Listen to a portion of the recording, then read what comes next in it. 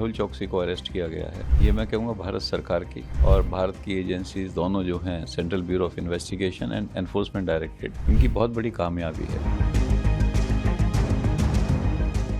जो मेहुल चोकसी को अरेस्ट किया गया है, ये मैं कहूँगा भारत सरकार की और भारत की एजेंसीज दोनों जो हैं, central bureau of investigation and enforcement directorate, इनकी बहुत बड़ी कामयाबी है। क्योंकि जो एक्सट्रेडिशन प्रोसेस है, किसी भी कंट्री में 2 स्टेजेस उसमें कह सकते हो होती हैं। पहली स्टेज है कि वो पॉलिटिकली एंड ब्यूरोक्रेटिकली वो क्या एक्सेप्ट करते हैं एक्सट्रेडिशन रिक्वेस्ट को। इसके अरेस्ट का मतलब है कि उन्होंने एक्सेप्ट कर लिया है कि ये हमें एग्जीक्यूट कर दी है एक्सट्रेडिशन रिक्वेस्ट। अब वहाँ जो कोर्ट पे लड़ेंगे वो बेल्जियम गवर्नमेंट ही लड़ेगी हमारे बिहाफ पे, इसको भारत भेजने के लिए। तो ये भारत की बहुत बड़ी कामयाबी है मैं कहूँगा। और बाकी आगे जुडिशियल प्रोसेस है, हमारे पास एविडेंसेस काफ़ी हैं, तो मुझे लगता है उसमें भी हम सफल होंगे जुडिशियल प्रोसेस में भी, और ये भारत आएगा। इसमें जो अगर आप ट्रीटी पढ़ेंगे, जो उस ट्रीटी में ये लिखा हुआ है कि अगर वो बेल्जियम का रेजिडेंट होगा, सिटीजन होगा, तो एक्स्ट्राडाइट नहीं करेंगे। दैट मीन्स और किसी भी कंट्री का रेजिडेंट हो उसको एक्स्ट्राडाइट किया जा सकता है।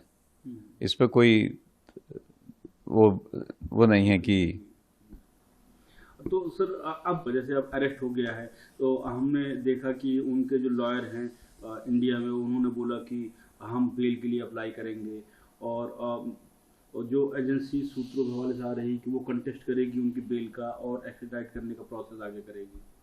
जी, मैंने पहले कहा कि अब जुडिशियल प्रोसेस शुरू होगा। जुडिशियल प्रोसेस में पहला तो बेल का प्रोसेस हो गया। बेल देगी या नहीं देगी वहाँ की कोर्ट डिसाइड करेगी। बेल देने या देने से कोई फ़र्क नहीं पड़ता कि उसका एक्स्ट्रेडिशन प्रोसेस पे। एक्स्ट्रेडिशन प्रोसेस डिपेंड करेगा ना हो हमारे पास एविडेंसेस क्या हैं, और हमारे पास अच्छे एविडेंसेस हैं। एक कॉन्सेप्ट होता है ड्यूअल क्रिमिनलिटी का। एक्स्ट्रेडाइट उसको ही किया जाता है जिसकी जो क्राइम इंडिया में भी हो और क्राइम उस कंट्री में भी होना चाहिए। अगर वो क्राइम उस कंट्री में नहीं है तो एक्स्ट्रेडाइट नहीं होता। तो अगर कंट्री ने एक्सेप्ट किया है तो ड्यूअल क्रिमिनलिटी का कॉन्सेप्ट भी क्लियर हो गया वहाँ पर। अब वो केवल एविडेंसेस देखेंगे कि उनके जो इंग्रेडिएंट हैं ऑफेंस के, वो हमारे ऑफेंसेस में बनते हैं नहीं बनते। मैं समझता हूँ कि सीबीआई और ईडी पर बड़े अच्छे एविडेंसेस हैं। सीबीआई पर चीटिंग के केस है, प्रिवेंशन ऑफ करप्शन एक्ट का केस उन्होंने रजिस्टर किया है। दोनों के उनके पास अच्छे एविडेंसेस हैं। एंड एनफोर्समेंट डायरेक्टरेट के पास एविडेंस है कि किस तरह से इन्होंने जो बैंक से पैसे लिए हैं, कैसे उनको डाइवर्ट किया है, कैसे पर्सनल यूज़ के लिए ले गए हैं। ये सारे एविडेंसेस एनफोर्समेंट डायरेक्टरेट के पास हैं। तो इस हिसाब से जुडिशियल प्रोसेस में भी हमें सफलता मिलेगी।